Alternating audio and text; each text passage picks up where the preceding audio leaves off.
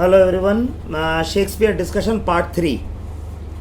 The framing of Shakespeare comedy. Shakespeare के जो comedy नाटक थे, एक नाटक का डिस्कस करते हैं. द कॉमेडी ऑफ एरर्स, जो 1594 में लिखा गया था.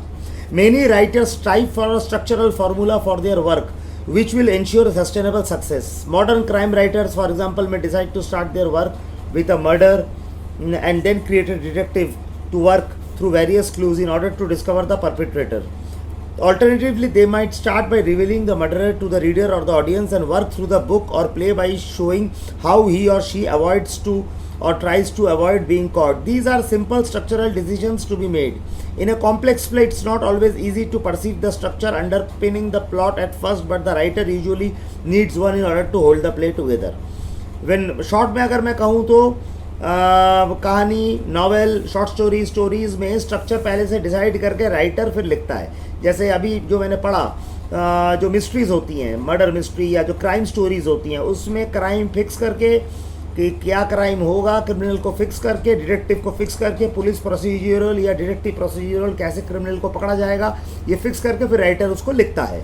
इस तरह की चीज़ पहले से एंटिसिपेट करके, पहले से अंदाज़ा लगा कर करना, लिखना नॉवेल, स्टोरी, शॉर्ट स्टोरी में आसान है, लेकिन नाटक में मुश्किल होता है. आई रिपीट, नाटकों में मुश्किल होता है क्योंकि नाटक, फुल लेंथ प्लेस, नाटक पूरा का पूरा एक स्ट्रक्चर में बंधा होता है. नाटक में सबसे पहली बात होती है एक्ट के अंदर बहुत सारे सीन. जैसे एक्ट 1 में 3 सीन, एक्ट 2 में 2 सीन, एक्ट 3 में 4 सीन. अब सारे सीन्स में कैरेक्टर्स की एक जर्नी होती है और ज़रूरी नहीं कि हर कैरेक्टर हर सीन में नज़र आए. और कोई 2-4 कैरेक्टर जो इम्पोर्टेंट है, मेन है, वो अगर हर 99% प्ले में सीन्स में नज़र आ रहे हैं तो उनका इमोशनल ग्राफ बढ़ता है, कमता है, जैसे ज़िंदगी में हमारा होता है वो चलता है. उस बीच में छेड़छाड़ करना बड़ा मुश्किल है. इसलिए नाटक एक बहुत ही चैलेंजिंग और एक डायनेमिक मीडियम है. ऑडियंस को, लोगों को यह समझना चाहिए. मैंने अपने एक्सपीरियंस में कई बार देखा है, नाटक को लोग बड़ा बहुत बहुत बहुत बहुत आसान समझते हैं. यहाँ तक कि फिल्मों में भी लोग जो इंटरेस्ट शो करते हैं या फिल्मों के बारे में जो परसेप्शन फॉर्म करते हैं, drawing, painting, music, dance, writing के बारे में जो परसेप्शन फॉर्म करते हैं, स्कल्पचर, वो बड़ा बहुत एक इम्पॉर्टेंट, एक बहुत ही एक मतलब एक ऐसा परसेप्शन होता है कि जैसे एक डिफ़िकल्ट परसेप्शन, और जो कि है भी, वो काम डिफ़िकल्ट है. लेकिन जैसे थिएटर की बात आती है तो लोगों को लगता है ये आसान है, क्योंकि थिएटर में जो लेमैन है, जिनको थिएटर नहीं आता, या जो ऑडियंस है, या जो थिएटर को एंटरटेनमेंट पर्पस में सिर्फ देख रही है, कर रही है, डेप्थ नहीं है, वो थिएटर को समझते हैं कि सिर्फ डायलॉग बोल दिया तो हो गया. No sorry, theatre has a lot of intellectual depth, socio economic, political purpose है हर एक ड्रामास के पीछे. एक्टर हो, डायरेक्टर हो, राइटर हो, कोई भी हो, लाइट डिज़ाइनर हो, सेट डिज़ाइनर हो, नाटक का कोई भी एलिमेंट सोसाइटी के लिए तभी करा जाता है जब वो सोशियो इकोनॉमिक, पॉलिटिकल तरीके से समाज को सर्व कर रहा है. तो अभी जो मैंने पैराग्राफ पढ़ा, इसके अंदर यही बात कही गई है कि नाटक में कोई भी चीज़ डिलिबरेटली इम्पोज कर देना, डाल देना, इंक्लूड कर देना आसान नहीं होता. वो स्ट्रक्चर में बंधा होता है. खैर, मैं माफ़ी चाहूँगा अगर किसी को बात बुरी लगी हो, ये तो मैं जस्ट अपना एक्सपीरियंस बयान कर रहा हूँ. आगे बढ़ते हैं. व्हेन रॉबर्ट ग्रीन और रॉबर्ट ग्रीन एक बहुत बड़े शेक्सपियर क्रिटिक हैं, और however accuse Shakespeare of borrowing other people's ideas, he was in a sense right. Robert Greene ने कहा कि शेक्सपियर दूसरे के आइडियाज़ बोरो करते थे. एक तरह से वो सही कह रहे थे. Shakespeare learned from ancient and contemporary plays, but framed what he learned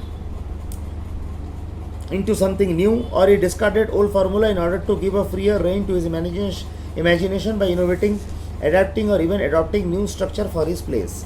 देखिए, फेमस पेंटर पाब्लो पिकासो ने कहा, stealing is an art. Art में चोरी, आइडिया चोरी करना एक कलाकारी है, एक बुद्धिमानी है. शेक्सपियर भी वही करते थे. उन्होंने, क्योंकि देखिए, आर्टिस्ट सीखेगा कैसे, आर्टिस्ट अपना काम करेगा कैसे.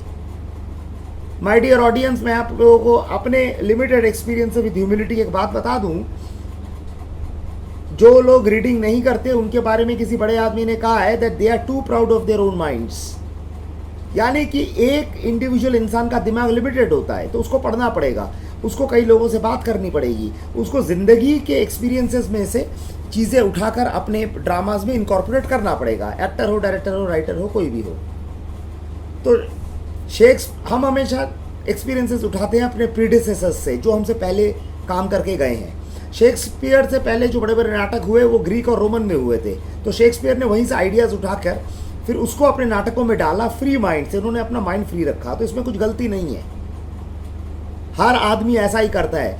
हम ओरिजिनलिटी की बात करते हैं, लेकिन my dear audience, originality develop होती है 50-60 साल की उम्र के बाद। उससे आर्टिस्ट पूरी जिंदगी सिर्फ कॉपी ही करता रहता है।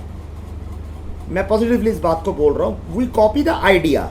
कॉपी का मतलब ये नहीं कि हम लिटरल किसी को कॉपी करें। खैर, some modern critics accuse Shakespeare of being too formulaic. James Shapiro, a respected historically oriented scholar, for example considers Twelfth Night, जो 1601 में लिखी गई थी, शेक्सपियर का नाटक है, one of Shakespeare's most celebrated perform comedies to be formulaic. James Shapiro कहते हैं कि ट्वेल्थ नाइट बहुत फॉर्मूला किस्म का ड्रामा है। If this is so, it probably because Shakespeare, in one of his earliest comedies, The Comedy of Errors, not only employed a dramatic formula derived from the Greek philosopher Aristotle and the Latin classical dramatist Plautus, but began to frame a formula of his own which was to influence the later Twelfth Night. यही तो point हम बता रहे हैं। किसी की बुराई कर देना आसान होता है, क्योंकि थिएटर की फील्ड में एक प्रॉब्लम है। थिएटर की फील्ड में दो तरह के लोग होते हैं। एक होते हैं प्रैक्टिशनर जो थिएटर करते हैं, दूसरे होते हैं थ्योरेटिशियंस, तो घर बैठ के डिस्कस करते हैं। थ्योरेटिशियन इतना इफेक्टिव नहीं होता, क्योंकि प्रैक्टिशनर ज़मीन पे उतर के प्रैक्टिकली काम कर रहा है। तो शेक्सपियर ने जब कॉमेडी ऑफ एरर्स नाटक लिखा, जिसको रोमन और ग्रीक नाटक से इंस्पायर्ड था, एरिस्टोटल के नाटक और प्लॉटस के नाटक से इंस्पायर्ड था, उस नाटक को करते करते लिखते लिखते उनके माइंड में जो आइडियाज़ आए, उन आइडियाज़ के बेस पर शेक्सपियर ने ये ट्वेल्थ नाइट नाटक लिखा। तो ये भी तो दिमाग की उपज है, तो इसमें क्रिटिसिज्म की बात मुझे कहीं नजर नहीं आ रही।